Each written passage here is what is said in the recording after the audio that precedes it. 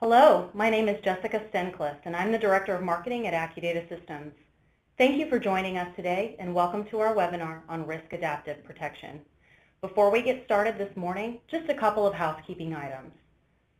First, we'll have a live Q&A at the conclusion of today's webinar. Please feel free to ask your questions in the chat window in your browser. After the webinar, each attendee will receive a post-webinar email with our recorded webinar and a copy of today's presentation. Your hosts today are Accudata Systems and Forcepoint. Headquartered in Houston, Texas, Accudata Systems is a leader in IT consulting, cybersecurity, and systems integration. For over 35 years, we've helped organizations solve their toughest IT challenges based on our three core pillars: secure, modernize, and grow. Forcepoint is a global leader in cybersecurity solutions that's focused on understanding human behavior and intent to protect employees, business data, and IP.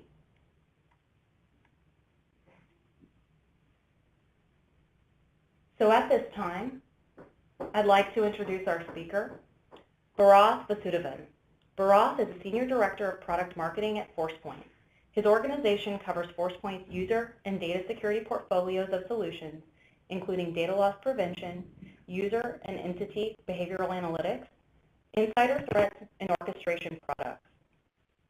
Prior to Forcepoint, Bharath held leadership roles at Hewlett-Packard and Dell Technologies across engineering, product management, business development, and technology partnerships. In his 20 years in the IT industry, Bharath has been very active in intellectual property programs and has received 13 patents from the U.S. Patent Office covering both hardware and software designs. He holds a bachelor's degree and master's of science in electrical and computer engineering from Carnegie Mellon University. Bharath, thank you for joining us today, and without further delay, I'll turn it over to you to get us started. Great, thank you. You know, when we look at modern security organizations and we ask them, hey, you know, what are your data protection challenges? They really tell us that it's to protect the important data wherever it resides, and it doesn't really matter anything else, period. We've never heard of anybody getting fired for protecting data. Now, when you talk to these same organizations, you ask them, hey, wouldn't it be great if you could do the same thing without frustrating users or overwhelming your admins or actually knowing what or who is on your network? And, you know, usually the response is, yeah, that would be great, but you know what? Job number one is protecting our data.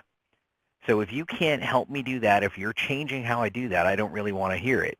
But if you can start by doing the thing on the left and addressing some of the things on the right, you know, let's have a better conversation. And when we look at some of the options that many customers are using to solve for data protection, you know, we look at what are the options in industry today. And the thing is, almost all of the solutions we're going to talk through solve problems that you guys have, but they're all limited. So, you know, let's start off by looking at something like traditional analytics. Traditional UEBA, we have some customers that are putting their toe in the water, seeing what's available, checking it out, and the amount of things that you can learn from the data that you have are immense. UEBA actually creates something new because it creates insights from all the data that you've already collected.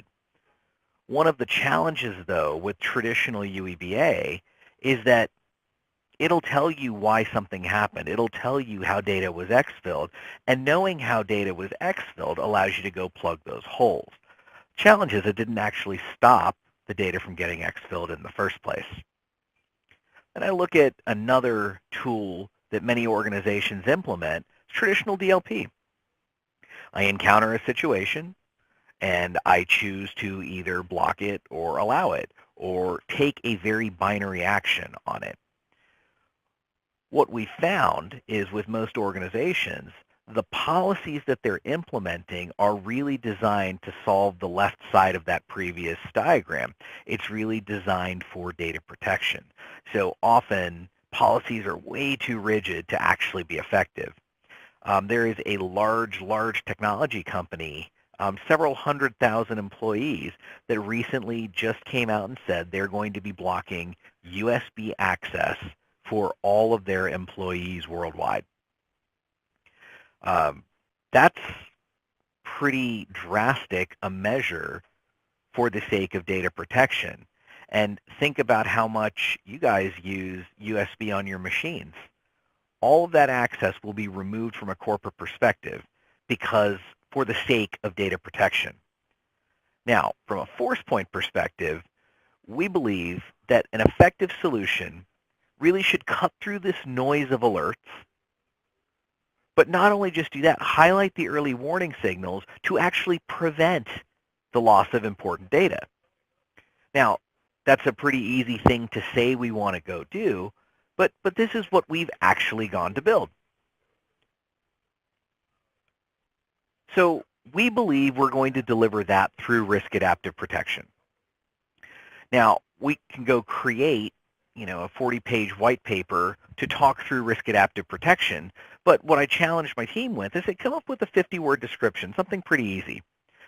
Risk adaptive protection, it's going to dynamically apply monitoring enforcement controls to protect your data. But we're going to do it in a way that we're calculating the behavioral risk level of users and the value of the data being accessed to help determine the levels of protection that we put together.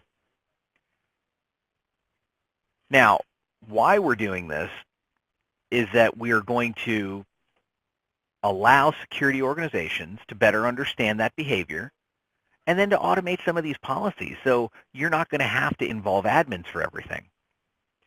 And now let me tell you how we're going to go do this. We're going to go do this by first understanding risk levels of individuals on the network, the behavior that they do. So you have to sense, you have to understand, you have to have collectors, you have logs. Then we're going to correlate that through to basically each user getting their own unique risk level. And that level goes up and down based on the behavior of them on the network. Depending on your risk level, you can drive different outcomes. And ultimately, the security adapts to the risk levels as behaviors change. And we do this without human intervention. It's all automated. And this is effectively what risk adaptive protection as a concept is. Now, from a Forcepoint perspective, if we look at where all we can apply this, this is more of the vision. This is where we're headed with risk adaptive protection. I've got enforcement across different channels, whether that's back through DLP, whether that's through CASB, or whether that's firewall, but ultimately I'm collecting a lot of information already. I've got my DLP ingest, I've got my firewall or CASB. All the logs from these things are going to go into an analytics platform. That's effectively going to serve as the brains for my entire system here. And I can correlate all of that with third-party data, with HR systems, travel tools, badge readers, public information, anything that's really available, I can ingest it and then use that to create more context. What that's going to do is that's going to then correlate everything back to an individual user, and they're going to have a risk score. Then we can either push that risk score through an orchestration engine, implement different action plans or case management action plans based on different levels of risk, or we can go back and create policies within my own tools, whether, again, that goes back to CASB or firewall or DLP, that are going to change the enforcement around what I'm going to do based on this calculated risk score. Now, our risk scores go up and down. We recalculate them every hour. The platform in and of itself could go real time. But a lot of times ingest sources can't come in a real-time manner. And if you can't, the platform lets you do it, but what we're doing is we're trying to operate more in human time. And if you look at where most customers are today, even being able to do something where scores are recalculated every hour is a giant step function up from where they currently are. But again, this is conceptually what risk adaptive protection can deliver. This is where Forcepoint is headed from a strategy perspective in terms of being able to better understand the user's behavior and then take different action plans based on that. But now let's talk about what have we done today. So we have a product that we launched at RSA that we're going to have in market by the end of the quarter called Dynamic Data Protection. It's the first solution from Forcepoint that delivers risk adaptive protection. I'm going to describe to you how it works. You've got DLP and you've got a behavior analytics module. Now, the behavior analytics module is what's going to be calculating the risk scores. When we connect the two pieces together, those risk scores get imported into DLP. So now when I look at my monitored users, I'm also going to see their corresponding risk levels. The other thing we had to do is we had to go into the DLP tool and we had to say, well, now I have to change the way policies work. Because in a risk adaptive environment, I can now have 5 different functions or 5 different outcomes based on the risk level of the individual, risk levels 1 through 5. Now these enforcement, these action plans can go anywhere from, hey, if this is a low risk level, just let it through, to, you know what, I don't know what this person's up to, but I'm going to let it through, but I'm going to notify somebody that it happened. Or, you know what, this data is pretty sensitive, so I want to encrypt the sensitive data as it moves through my environment. Down to, hey, this is very sensitive, this can't go anywhere, this must be blocked. Think about compliance regulations, social security numbers, PII, healthcare information. It doesn't matter what the risk level of the user is. That's very highly regulated information, and it shouldn't go anywhere. So for any risk level of an individual, I would block it. But then again, there's certain things like copying a presentation to USB. Well, what if it's my vacation pictures? Why does anybody care? But now if it is corporate sensitive information, I'm going to let you copy it to USB, but I'm going to ensure it's encrypted. Because again, going back to the very beginning, my goal is to protect the data. So I'm allowing certain risk into my system rather than being very, very rigid in terms of what I'm allowing people on my network to do. But I'm still protecting the data, and this is the key point to this. And I'm doing it without the intervention of an administrator. Now, when we talked about how to package this, how to deliver it, the last thing we wanted to do was nickel and dime customers. It's really not what we do. One of our biggest competitors has thousands of SKUs for this type of offering. We don't. What we wanted to do is we wanted to give you the lock with DLP and give you the key with this behavioral analytics module. If you have both of those pieces, actually both of those pieces independently don't really do anything, but when you have them both together, the key opens the lock. And it really is as simple as enabling risk adaptive protection within the DLP console, and all of this capability is unlocked. We wanted to make it simple for customers to implement, and that's the way we chose to do it. Now, there's a lot of things, when we look at how can we do this. Well, we're taking data sources. In this case, we've got 2 different flavors of this offer, one that takes Forcepoint DLP as a data source, and another offer that really takes anything as a data source. And we're going to feed those into an analytics engine. Now, you might say, hey, what's different here? This is what a lot of folks can do. Well, this is not, at this point, this is what any analytics company can do for you. Take ingested data sources, roll it through an analytics engine, and then produce insights and say, hey, this is anomalous. This is what you need to go look at. What we're at Forcepoint doing is taking it one step further. We're now going to automate graduated levels of enforcement. And again, these enforcement things could be additional monitoring, additional notification, or actually blocking things from happening. That's very different than what anyone else can do it, and what enables Forcepoint to do it is the fact that we own all the pieces. We own our DLP, we own our analytics engine, and we own the endpoints. Some of our biggest competitors don't. You can't do some of this stuff through OEM relationships because you're not able to own the process end to end. Now, when I was talking about this graduated enforcement based on risk levels, I touched on it earlier, this idea of compliance type use cases or highly sensitive information.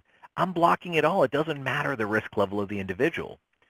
And remember, these risk levels are being calculated by the analytics platform or by the analytics module. So let's say, for example, I'm just doing my normal day-to-day operations and my risk level is 1. If I'm trying to move Social Security card information, it doesn't really matter. I'm going to block it. But now let's go look at this for additional context.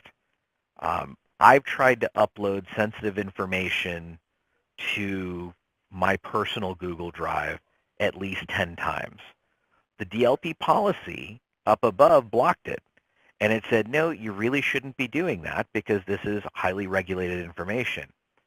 All 10 of those attempts are going to get caught by the analytics module, and that may elevate my risk score. So now when I go try to move something to, say, USB, my risk score is elevated because of the bad behavior that I had done, albeit on a different channel. It's now been correlated back to me, and now I won't be able to do that. And this is something that automatically happens. So your behavior on the network has been found to not be good, really. And I'm proactively blocking your ability to move stuff. Again, it's just one example, but it's a way of how I can leverage risk adaptive protection to either allow more people to do good or to block the bad behavior. So in some cases, it's an exoneration tool. In some cases, it's an indictment tool, depending on the risk level that you have built up based on your own behavior. Now, another question we get is, where can I do this enforcement? So this sounds cool, but what can I do? In February, we launched DLP Suites.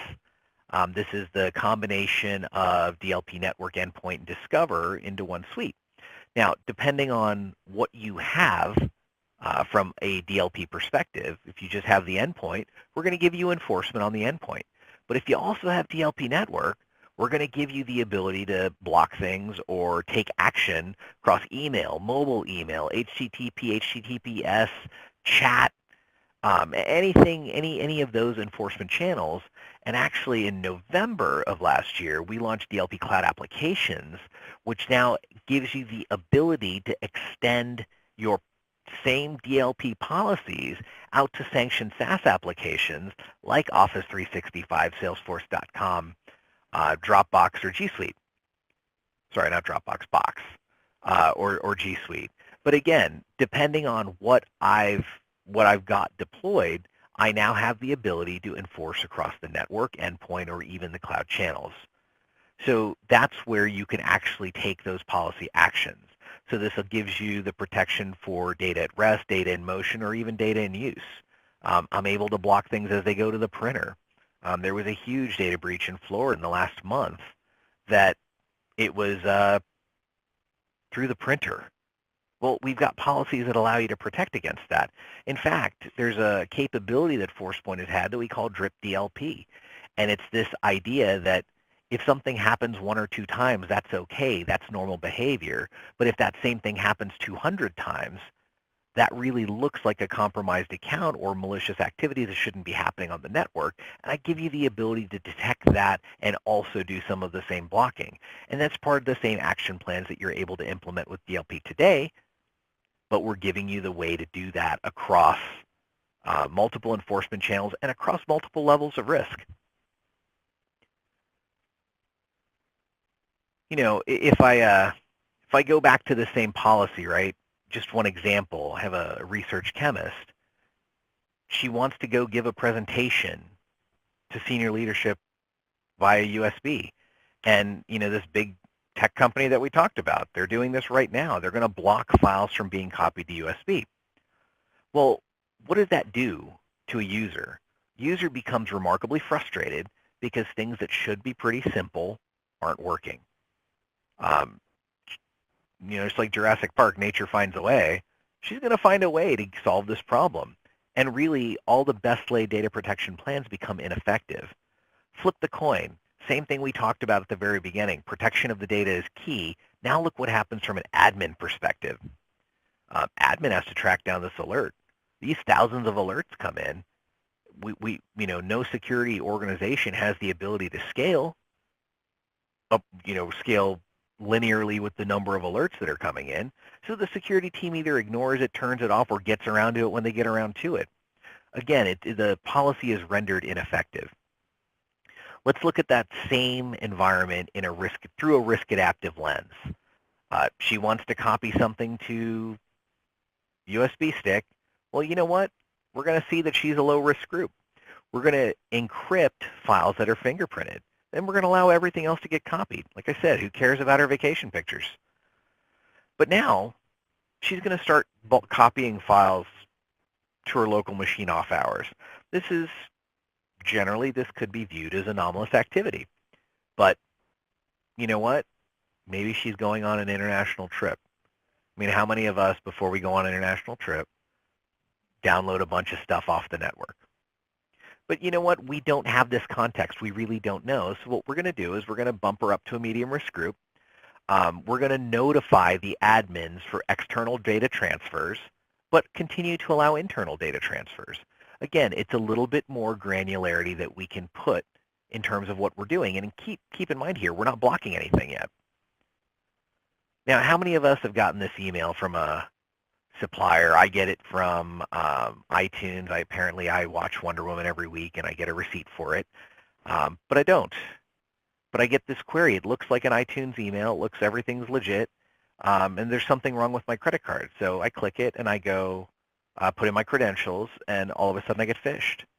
I get this from Amazon, Travelocity. It's all of the companies that everybody uses. They're trying to get spoofed today. But now this happens, and now my credentials are hijacked, and now Kate, in air quotes, begins accessing highly sensitive drug formula data and attempts to copy it off the corporate network. At this point, she's going to get bumped into a high-risk group. You're going to observe everything that's going on. You're going to block all the data transfers because of the sensitivity and criticality of the data being accessed. Now, the question here is, if you just blocked DLP, you wouldn't really know all this stuff that's going on. Now you have a lot more context. You understand intent. If that thing in red didn't happen, you've got a malicious employee. If that thing in red did happen, you kind of need to talk to someone about how not to get phished, and it's an education thing.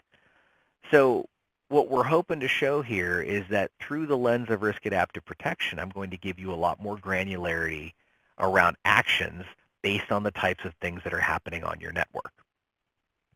You know, when we look at dynamic data protection, again, which is the first solution that delivers risk adaptive protection from Forcepoint, this is a much smarter DLP. When we talk to analysts about dynamic data protection, the first thing they tell us is, we always knew this could happen. You're the first to actually do it. You're the first to have all the pieces assembled that's going to allow this to happen. We're trying to increase productivity. We're freeing the good. We're increasing productivity from an admin perspective, because now for low-risk data, I can just automate enforcement, let it happen. It doesn't turn into an alert that needs to get chased down. For people who make accidental mistakes, they're going to get blocked, and they're going to realize, oh, wait, I can't do this, and they're going to stop doing it, which lowers the number of alerts. There's proactive coaching that's built into this.